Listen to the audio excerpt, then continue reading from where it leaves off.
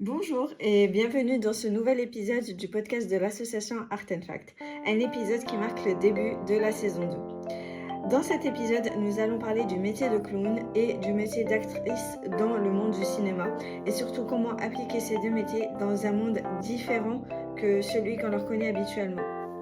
J'espère que cet épisode vous plaira et surtout que vous vous reconnaîtrez et qu'il vous inspirera dans votre future carrière, je l'espère.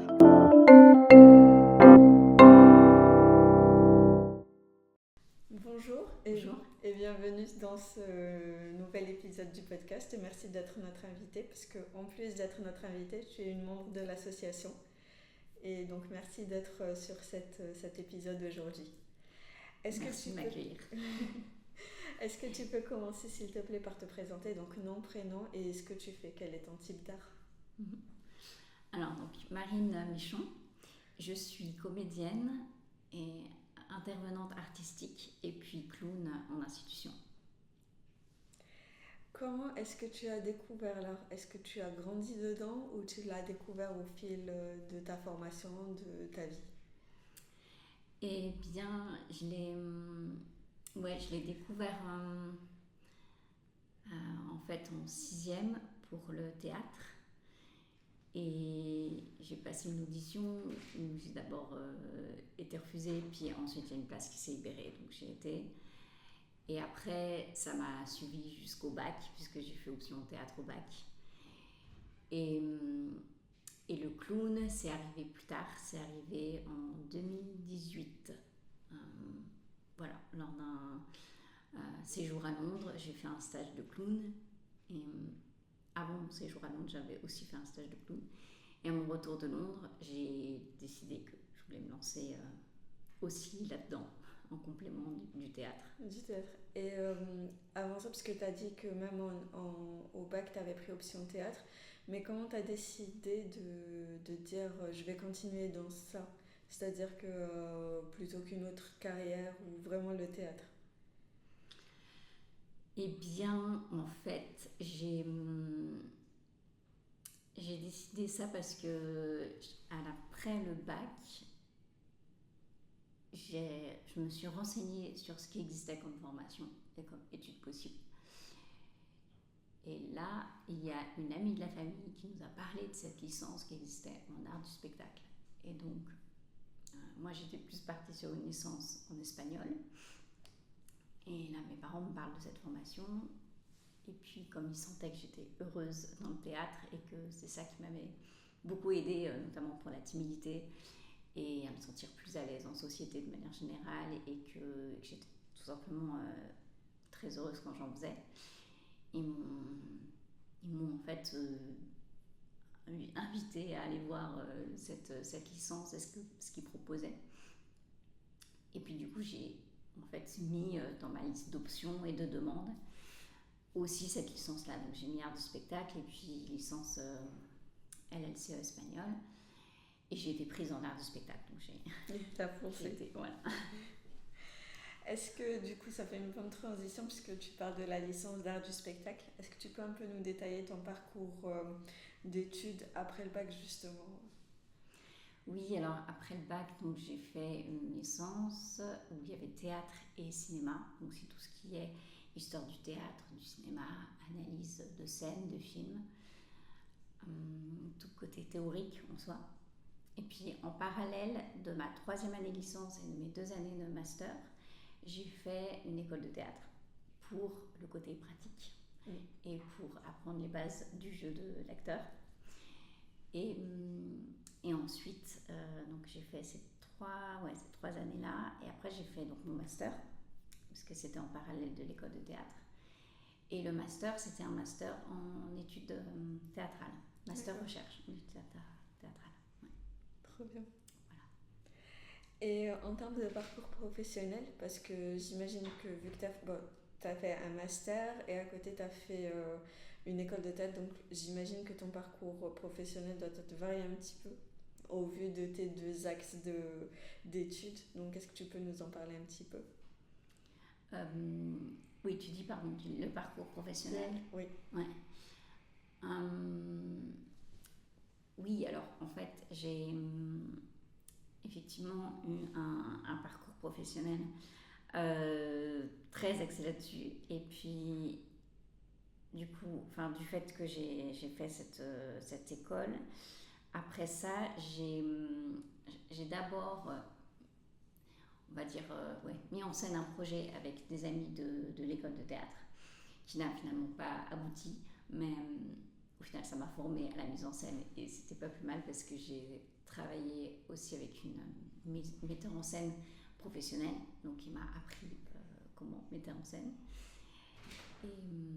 Et après ça, donc j'ai fait ça. Ensuite, qu'est-ce que j'ai... Je réfléchis parce que ça commence à faire un petit moment. Mine de rien, les années passées. Et non, après ça, je suis partie à Londres. Et là-bas, j'ai fait des stages de jeu. En fait, j'ai voulu peaufiner mon jeu de comédienne et apprendre aussi avec d'autres approches pour compléter ce que j'avais pu apprendre et aller plus dans le corporel aussi parce que moi, j'ai une approche très corporelle. Puis j'ai toujours aimé notamment la danse et puis tout ça. Et puis tout ce qui était spontanéité qu'on va retrouver dans le clown. Et donc j'ai fait notamment des stages autour de la technique Meissner, ça s'appelle. C'est pour être beaucoup dans l'instant présent. Puis ça part beaucoup des répétitions en fait, et c'est pour être le plus spontané possible. Puis ça donne beaucoup de rythme aussi dans les répliques, dans les échanges. Donc j'ai fait Meissner, puis j'ai étudié aussi beaucoup la technique des viewpoints, qui est issue de la danse contemporaine et qui a été adaptée au théâtre ensuite. Donc tout ça, c'est des petits trucs en plus. Et puis ensuite, donc pour en revenir au parcours professionnel, que je divague pas trop parce que sinon je pourrais en parler longtemps. Donc le parcours professionnel, c'est qu'ensuite, quand après Londres, je suis arrivée donc à Ferney-Voltaire, côté Pagex. Et là, j'ai été avec une troupe de théâtre de Ferney-Voltaire, avec laquelle j'ai fait deux pièces, oui. C'est ça, je fais 2 pièces. Et donc pour moi, c'est une troupe semi-professionnelle. Ils disent amateur, mais pour moi, c'est clairement du semi-professionnel parce que le résultat était de qualité professionnelle, clairement. Et après ça, j'ai fait ma formation de clown pour être spécifiquement en institution. Et suite à cette formation de clown, c'est là que j'ai commencé à avoir mes premiers cachets en tant qu'intermittente. Okay. Et que je suis allée en institution et j'ai été payée, rémunérée vraiment pour ça. Voilà, donc globalement, c'est surtout ça en fait. C'est un beau parcours. Voilà. Et quels sont justement, parce que tu as fait quand même beaucoup de choses, et tes aspirations et tes objectifs, qu'est-ce qui t'anime tous les jours justement pour faire ce travail-là? Eh bien, ce qui m'anime, je dirais que c'est la relation, l'humain.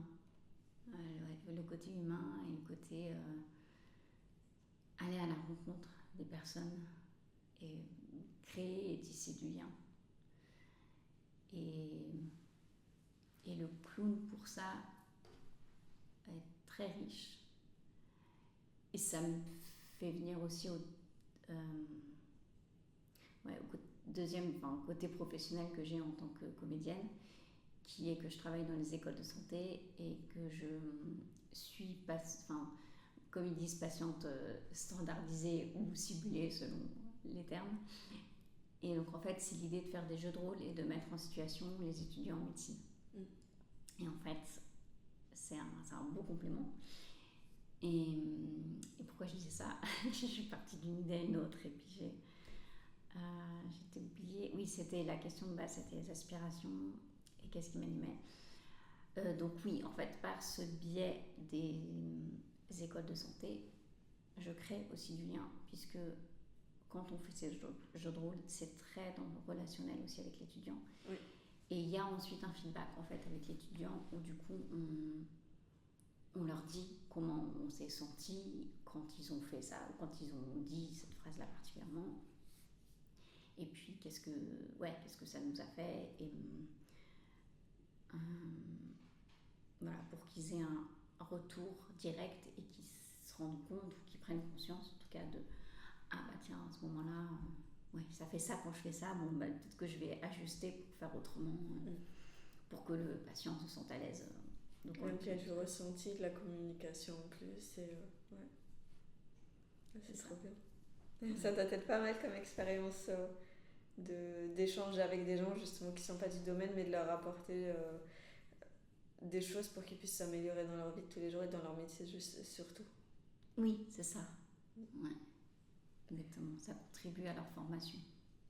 Et c'est justement l'une des choses sur lesquelles on en avait parlé puisque tu m'avais dit que le clown ça permettait justement l'accueil des émotions, l'écoute des ressentis, etc. Donc ça rejoint pas mal ce genre de choses.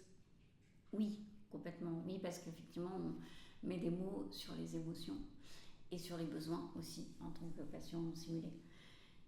Et en tant que clown, c'est principalement ça, parce qu'on accueille ce qui se passe. On prend le temps en fait d'accueillir ce qui se passe en nous. Et ensuite de renvoyer au public, qu'est-ce que ça nous fait ? Qu'est-ce que ça nous fait, ce qu'on vient de vivre avec notre partenaire de jeu ou ce qu'on vient de vivre à l'instant là sur scène. Donc il y a toujours ces petits renvois publics. Il n'y a pas ce quatrième mur qu'il y a au théâtre, qu'il peut y avoir au théâtre. Et ça, j'apprécie beaucoup. Et tu m'avais parlé de ton voyage en Roumanie en tant que clown et ça rejoint encore ce que tu as dit précédemment, mais tu m'as dit que justement le fait d'être clown et d'avoir un peu un langage universel et être proche du public, ça t'a permis justement de créer une connexion avec des personnes et un public avec qui tu ne partageais pas la langue. Est-ce que tu peux nous en parler un petit peu de ce voyage en Roumanie ? Avec grand plaisir. Oui, en fait, c'est vrai que comme il n'y avait pas cette langue qu'on avait en commun, les seuls trucs qu'on avait appris, qu'on avait réussi à retenir du moins, c'était les chiffres de 1 à 10, c'était le minimum, pour pouvoir faire quelques interactions, puis jouer avec ça aussi avec eux, et dire ah bah ça on sait. Autrement, c'est vrai qu'on était très limité en termes de mots. On avait appris juste bonjour, merci, au revoir. Et puis après, on avait toute une liste aussi de mots qu'on avait imprimés. Bon, clairement, moi, je vais être honnête, j'avais pas eu le temps de tout apprendre avant. Donc je me suis laissée aussi porter par ce qui se passait sur l'instant. Et donc, c'était intéressant de voir qu'est-ce qui venait sans ces mots, sans ce langage commun du verbal, mais que du coup il y avait tout le langage commun du non-verbal qui est universel. Donc en fait on peut réussir à se comprendre juste avec des regards, juste avec des gestes et voilà, en fait il n'y a pas besoin de plus parce que en plus on a du matériel avec nous, donc une ficelle suffit pour faire du lien et puis pour parler avec ça, autour de ça. Et c'est ça qui était beau en fait, c'est touchant, c'est de voir qu'il n'y avait pas besoin de beaucoup et que juste des petits accessoires ou une marionnette suffisait pour rentrer en lien et puis faire tout un dialogue avec les enfants qui étaient là, ou les adultes, parce qu'on a aussi eu des adultes. Et des adultes. Comme quoi ça peut être vite magique ces échanges-là. C'est ça. Ouais. Alors, est-ce que tu peux me dire, puisque tu m'as parlé de ton voyage en Roumanie et le fait que le clown t'ait permis justement de communiquer d'une certaine manière avec des personnes avec lesquelles tu n'avais pas la même langue, est-ce que tu peux me dire qu'est-ce que ce voyage-là t'a apporté aux projets que tu pouvais avoir en parallèle ou qui sont venus un peu après ? Alors, en fait, ça me fait penser à un projet que j'avais en parallèle, effectivement, qui était en tant qu'intervenante artistique dans une association qui s'appelle Métis Arte et qui est basée principalement en Suisse, en tout cas, j'en connais pas en France. Mais c'est une association qui accueille des migrants, des réfugiés politiques et des personnes principalement non francophones. Et ça me fait penser à ça parce que j'étais donc intervenante artistique dans le cadre d'une mesure de rétablissement du lien social et du coup d'aider aussi à la réinsertion. Et en fait, j'ai fait un contrat de remplacement suite à un stage socio-artistique que j'avais fait chez eux. Et donc ce contrat de remplacement était en parallèle de la Roumanie. Et en fait, j'ai trouvé ça intéressant parce que comme c'était de travailler avec des non-francophones et donc d'animer des ateliers théâtre et expression corporelle pour des non-francophones, de voir que la Roumanie avait pu me donner quelques outils pour ça, on va dire, pour voir comment communiquer, comment parler avec les personnes qui ne maîtrisaient pas le français. Et surtout, à quel point aussi le regard était important. Parce que, effectivement, en Roumanie, on était beaucoup dans le regard avec l'autre, avec les autres, avec les enfants. Et donc là, en fait, de voir comment je pouvais les accompagner en étant présente pour eux et en les incluant dans le groupe par le regard. Et voilà. Et après, les explications et tout ça, finalement, j'ai peaufiné de plus en plus dans mon animation, dans le sens où je fais de moins en moins d'explications verbales et de plus en plus d'explications physiques et corporelles, dans le sens où, par exemple, pour les consignes des exercices que je voulais leur proposer, eh bien, en fait, c'est de le faire, de leur montrer par l'exemple, tout simplement, en donnant un exemple, ou juste en le faisant, en fait, et puis que finalement, après, ils comprennent. On le fait, et puis ça se fait tout seul. C'est trop bien. Et tu m'avais parlé aussi d'un projet avec des personnes intergénérationnelles. Est-ce que tu peux m'expliquer justement le lien entre ces deux projets-là et ce projet qui rassemble des personnes de différentes générations? Oui, alors en fait, justement, c'est vrai que c'est un projet Métis Arte qui m'a donné envie de, par la suite, pourquoi pas, de faire des co-animations pluridisciplinaires, donc qui mélangeraient différents types de disciplines, comme par exemple danse contact, parce que j'ai fait de la danse contact et clown, ou clown et CNV, qui est une communication non violente. Bref, c'est quelque chose sur la communication. Une approche sur la communication, je cherchais le mot. Et donc, pour en raccrocher le fil, l'intergénérationnel, ce serait donc de faire des co-animations pluridisciplinaires et avec différentes générations. Donc aussi bien des enfants que des personnes âgées que des adultes. Parce que dans ce lieu de l'association, en fait, les parents pouvaient amener leurs enfants qui étaient gardés dans une garderie pendant qu'eux faisaient leur activité, qui leur permettait d'avoir du temps pour eux. Mais il y a aussi certains mercredis ou pendant les vacances où ils pouvaient faire des activités avec leurs enfants. Et dans le cadre d'un festival d'ailleurs qui s'appelle Festivarte, qui est un festival organisé par Stasso, eh bien, il y a eu un atelier théâtre où l'amie à qui j'ai proposé de l'animer, elle l'a fait avec les parents et les enfants. Et je trouvais ça chouette de voir comment les parents prennent plaisir et puis finalement lâchent prise aussi parce qu'ils voient leurs enfants faire, puis du coup ils ont envie de faire aussi, et comment ça crée un lien encore plus fort entre eux, de ce fait qu'ils fassent l'atelier ensemble. Et voilà, puis je trouve qu'ils s'apprennent tellement les uns les autres. Ça, c'est trop bien. Ouais. Ah, j'ai pu le voir en clown aussi parce que j'étais dans des maisons de retraite où il y avait des enfants qui étaient là, d'un centre de loisirs ou d'une école qui était venue, puis en fait, de voir comment les uns apprennent des autres que c'est beau quoi, de voir ce mélange des générations. Ça doit être trop bien parce que faire un mélange comme ça, et finalement c'est des générations qui, à part dans des rencontres familiales ou des repas ou quoi, c'est pas forcément des générations qui interagissent entre elles. Donc entre les personnes âgées et les tout jeunes enfants, c'est assez rare qu'elles interagissent hors cadre spécifique. Donc c'est vrai que ça peut être pas mal de faire ce genre d'atelier. Oui, c'est vrai. Ouais. Et est-ce que tes futurs projets, si tu peux en parler, je sais pas, mais est-ce que tes futurs projets, tu comptes justement les axer autour de ça ou quels axes et quelles directions tu espères donner à tes futurs projets justement? Eh bien, pour les futurs projets, je pensais m'orienter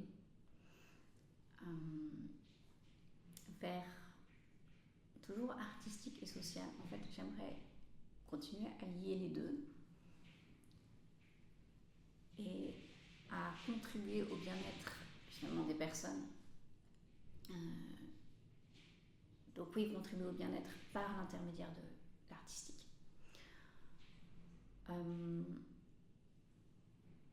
Oui, en fait, j'aimerais continuer dans le milieu du soin aussi, parce que oui, pour moi, c'est du prendre soin donc, de l'autre. Et clairement, j'aimerais du coup faire de l'accompagnement, donc en fait intervenante artistique, dans des structures, des associations, des institutions. Et puis mettre au service du coup mes compétences relationnelles et aussi d'adaptation, d'écoute au service d'une institution, d'un projet, d'une association. Et en tant que comédienne, j'aimerais continuer. Oui, alors avec le clown d'une part, ça c'est certain, je vais continuer en institution et aussi parce que j'ai 2 spectacles que j'ai créés l'année dernière, donc à continuer à diffuser ces spectacles. Pareil, dans les écoles, ça me plairait bien, dans les bibliothèques ou les lieux où il n'y a d'habitude pas d'accès à ça. Oui, voilà, d'amener en tout cas ça dans des nouveaux lieux, des lieux alternatifs, des choses nouvelles.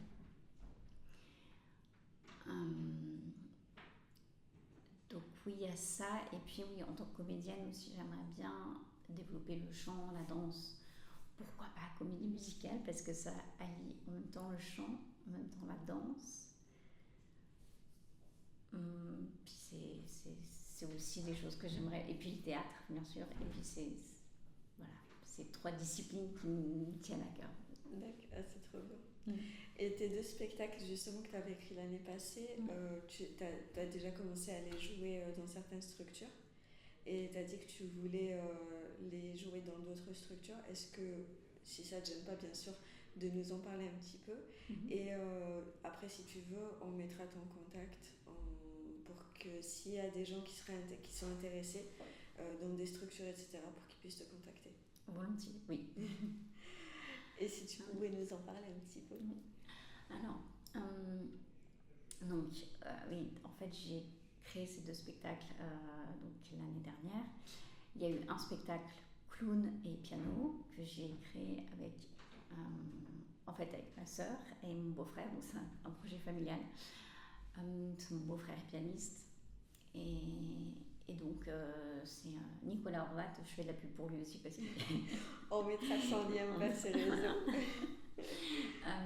Donc c'est un pianiste professionnel qui fait, enfin vous verrez, il fait du Philippe Glass, Eric Satie, plein de grands classiques comme ça.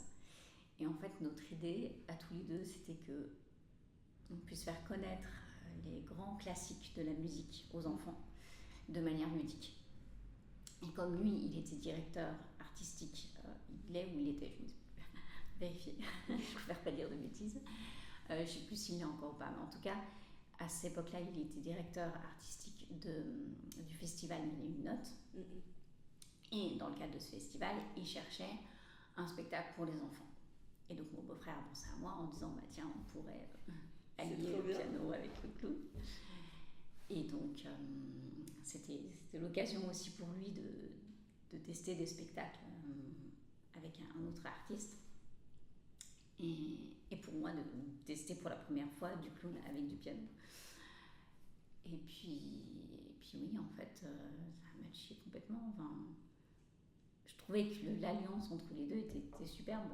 C'est trop cool. Ouais, c'est chouette pour les enfants d'entendre les musiques. Mais même pour les adultes. Et pour les adultes aux âmes d'enfants.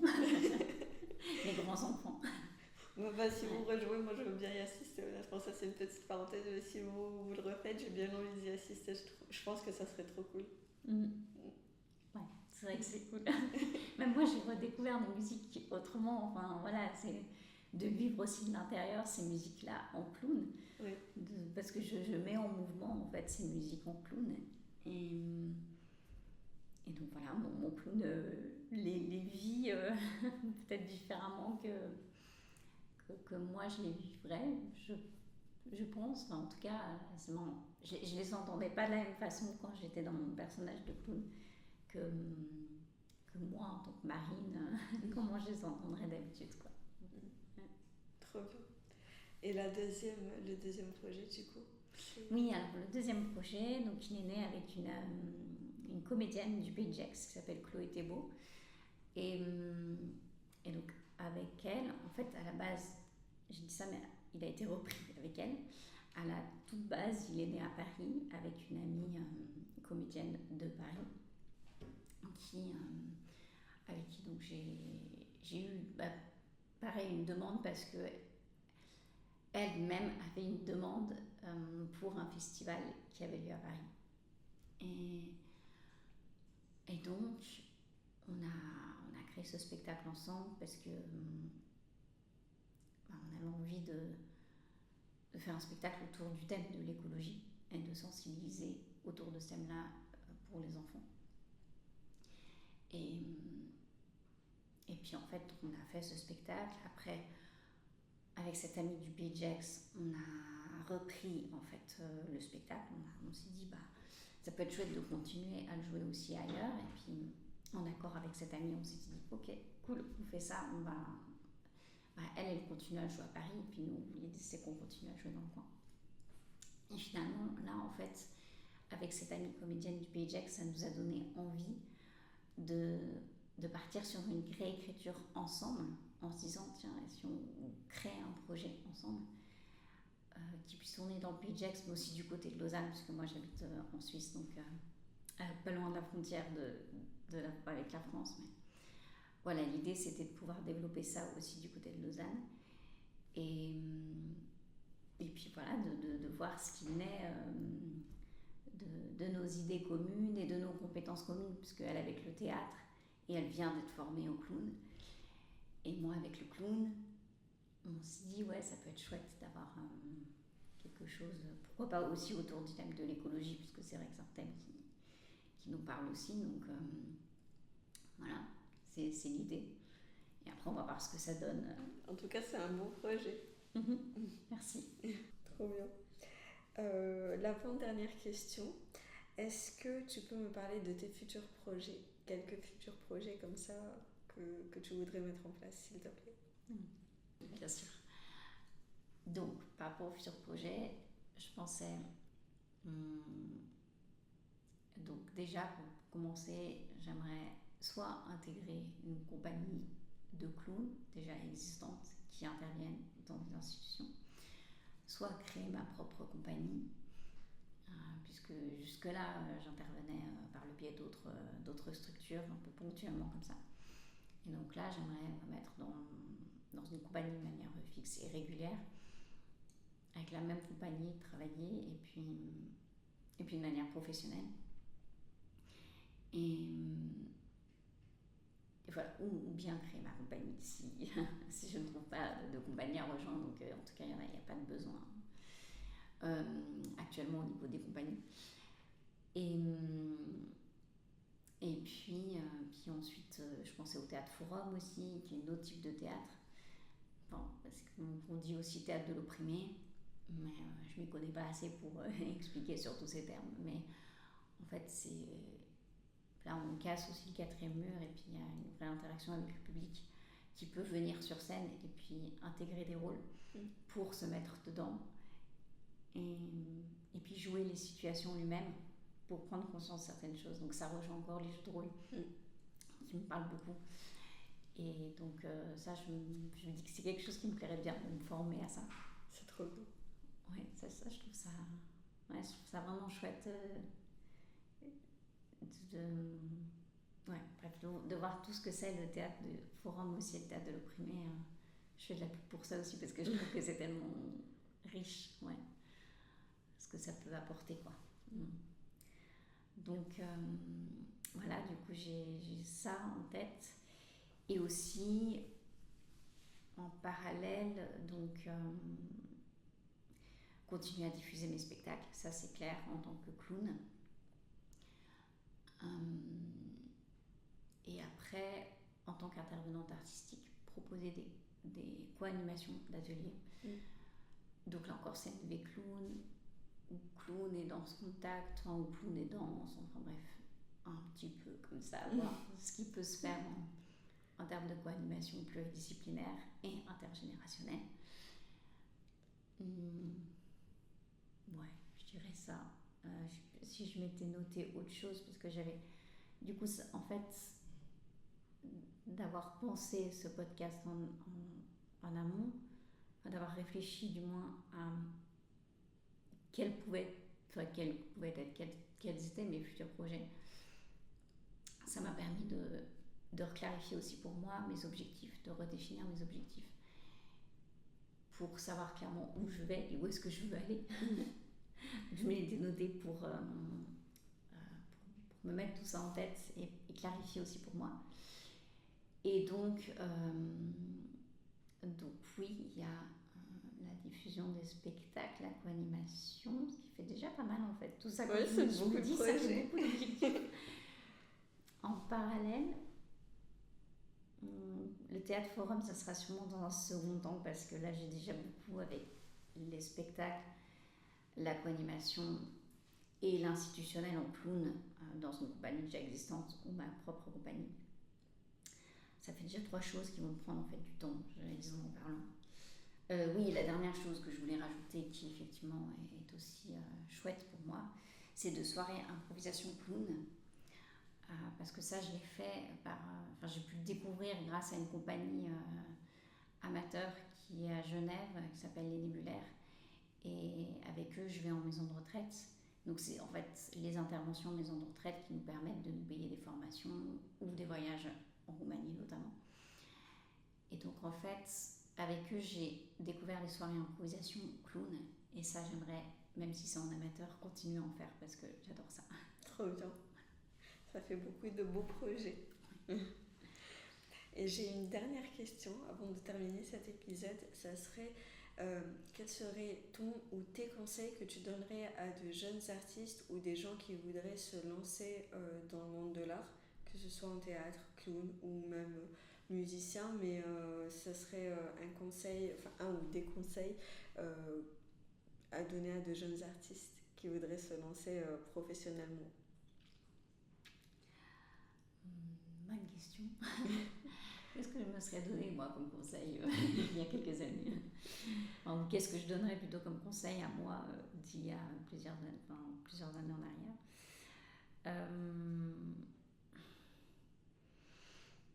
Ouais, moi, je dirais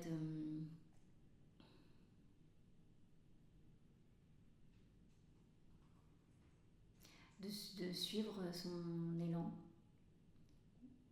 ce qui nous anime, parce que tu posais la question tout à l'heure de ce qui m'animait.